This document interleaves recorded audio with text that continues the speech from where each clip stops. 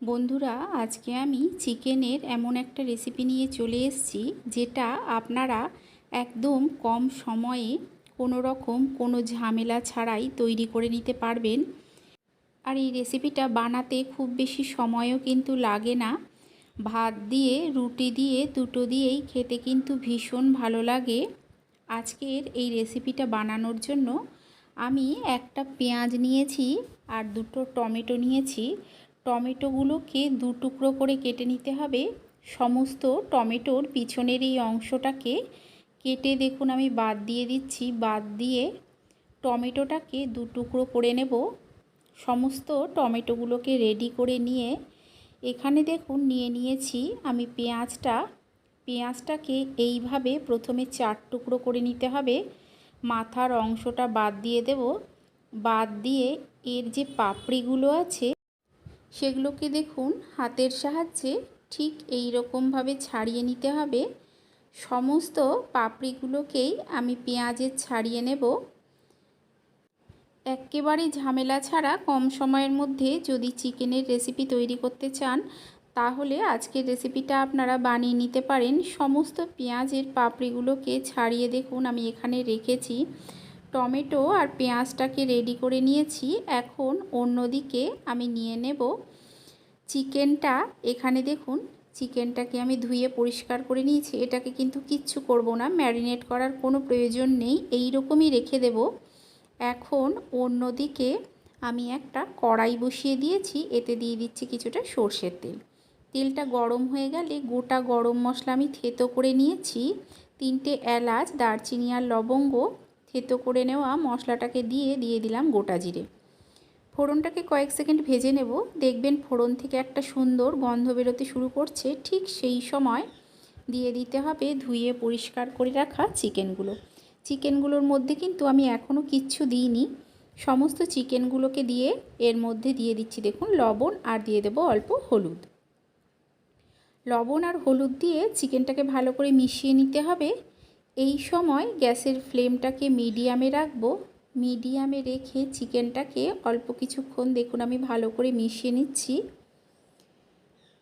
এটাকে ঠিক এইভাবে মিশিয়ে নিয়ে এখন এর ওপর থেকে দিয়ে দেব কেটে রাখা টমেটোগুলো। এখানে দেখুন যেই টমেটোটা আমি কেটে রেখেছিলাম সেগুলোকে এই রকম অর্ধেক অবস্থাতেই দিয়ে দিতে হবে। আর দিয়ে দিচ্ছি দেখুন পেঁয়াজের পাপড়িগুলো। সমস্ত পেঁয়াজের পাপড়িগুলোকে দিয়ে নিয়ে টমেটোটাকে দিয়ে ভালো করে এর সঙ্গে মিশিয়ে নিতে হবে। দেখুন এর সঙ্গে আমি ভালো করে মিশিয়ে নিচ্ছি। মিশিয়ে নিয়ে গ্যাসের ফ্লেমটাকে একদম লোতে করে দিতে হবে। গ্যাসের ফ্লেমটাকে লোতে করে দিয়ে এটাকে ঢাকা দিয়ে দিতে হবে। ঢাকা দিয়ে কিছুক্ষণ হতে দিতে হবে। লবণ দেওয়ার কারণে দেখবেন কতটা জল বের হচ্ছে। কিছুক্ষণ পর আমি ঢাকাটা তুলে নিচ্ছি। তুলে একবার ভালো করে মিশিয়ে নেব। আপনারা দেখেই বুঝতে পাচ্ছেন যে কতটা জল বের হয়েছে। টমেটোটাও কিছুটা নরম হয়ে চলে এসছে। দেখুন খুব ভালো করে এটাকে মিশিয়ে নিচ্ছি। মিশিয়ে নিয়ে এখন এর মধ্যে দিয়ে দেব আরও একটা পেঁয়াজ আমি কুচি করে নিয়েছিলাম সেটা। সমস্ত পেঁয়াজগুলোকে দিয়ে ভালো করে দেখুন মিশিয়ে নিচ্ছি। ভালো করে মিশিয়ে নিয়ে গ্যাসের ফ্লেমটাকে লোতে করে দিয়ে আমি এটাকে আরও একবার ঢাকা দিয়ে দেব। ঢাকা দিয়ে এটাকে কিছুক্ষণ হতে দেব। ঢাকা দিয়ে প্রায় 10 মিনিটের মতো এটাকে আমি হতে দিয়েছিলাম। ঢাকনাটা তুলে দেখাচ্ছি দেখুন কতটা পরিমাণে জল বের হয়েছে। এখন এতে দিয়ে দিচ্ছি আদা, রসুন আর কাঁচা লঙ্কা আমি একসঙ্গে বেটে নিয়েছি সেটা। ঝালটা আপনারা আপনাদের স্বাদ অনুযায়ী দেবেন। দিয়ে দিলাম জিরে গুঁড়ো, এর সঙ্গে দিয়ে দিচ্ছি দেখুন হলুদ গুঁড়ো, আর দিয়ে দেব লঙ্কার গুঁড়ো। সমস্ত কিছুকে খুব ভালো করে মিশিয়ে নিতে হবে। এতে কিন্তু এই সময় আর আলাদা করে জলের প্রয়োজন হবে না, অনেকটা জল বের হয়েছে। ভালো করে মিশিয়ে নিয়ে গ্যাসের ফ্লেমটাকে লোতে করে দিয়ে ঢাকা দিয়ে আরও কিছুক্ষণ হতে দেব। টমেটোগুলো কিন্তু দেখুন একদম নরম হয়ে গেছে। ঢাকা দিয়ে এটাকে আমি আরও 5 মিনিটের মতো হতে দিয়েছিলাম। 5 মিনিট পর ঢাকনাটা তুলে দেখুন ভালো করে মিশিয়ে গ্যাসের ফ্লেমটা লো টু মিডিয়ামে করে এটাকে কষিয়ে নিতে হবে। এই চিকেনের রেসিপিটা খেতেও কিন্তু ভীষণ সুন্দর হয়। আপনাদের যদি এই রেসিপিটা ভালো লেগে থাকে লাইক করে দেবেন, শেয়ার করে দেবেন আর কমেন্ট করে জানাবেন যে কেমন লাগলো। চ্যানেলটাকে অবশ্যই সাবস্ক্রাইব করে দিয়ে পাশে থাকা বেল আইকনটা প্রেস করে দেবেন। এতে কি হবে, যখন আমি কোনো নতুন ভিডিও আপলোড করব নোটিফিকেশান সবার আগে আপনার কাছে পৌঁছে যাবে। দেখুন গ্যাসের ফ্লেমটাকে লো টু মিডিয়ামে করে আমি মশলাটাকে চিকেনের সঙ্গে ভালো করে কষিয়ে নিচ্ছি। চিকেনের গায়ে কিন্তু মশলাটা অনেকটাই লেগে চলে এসছে, তেলটাও আলাদা হয়ে চলে এসছে।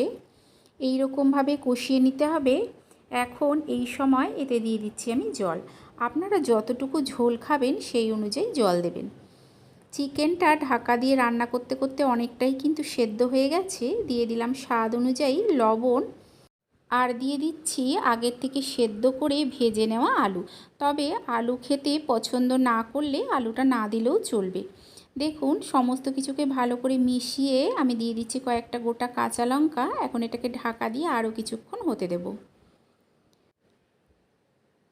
আরও কিছুক্ষণ আমি এটা ঢাকা দিয়ে হতে দিয়েছিলাম। সমস্ত কিছু কিন্তু খুব ভালো মতো সেদ্ধ হয়ে গেছে। আপনারা এইভাবে একবার বানিয়ে খেয়ে দেখবেন যে এটা খেতে কতটা সুন্দর হয়। তৈরি হয়ে গেছে চিকেনের এই রেসিপি। তাহলে চলুন আপনাদের সঙ্গে দেখা হচ্ছে আরও একটা নতুন ভিডিও নিয়ে।